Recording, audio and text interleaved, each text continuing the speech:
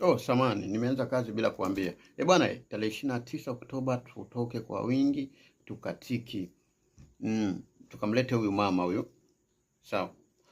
Yaani huyu rais bwana, mimi sina cha kumpa. Mungu amuongezee maisha marefu. Ni rais bomba mzuri. Unajua nyewe mnaosema maandamano. Ngoja niwape siri ya maandamano. Sasa kama utaandamana kwa ajili ya kumpinga bosi wako, hivi unafikiri ajira utapata wewe? Hivi utaishi maisha mazuri kweli? Yaani mimi ofisi yangu uje unitawale, yaani ulete mwingine akae kwenye kiti changu ni kuangalia vizuri. Hata ingekuwa ni wewe unayeandamana. Yaani kiti unachokaa mwingine akaandamane kutoka kwenye kiti hicho.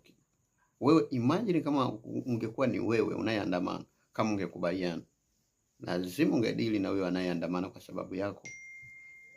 Lazima tuambiane ukweli. Alafu kingine ni kwamba sidhani kama unaweza kukubaliana mwanamke wako kuolewa na mwanaume mwingine. Sidhani. Ni sawa na nchi itawaliwe na mtu mwingine. Kwa lazima tukae, tuongee ukweli. Twendeni tukapige kura.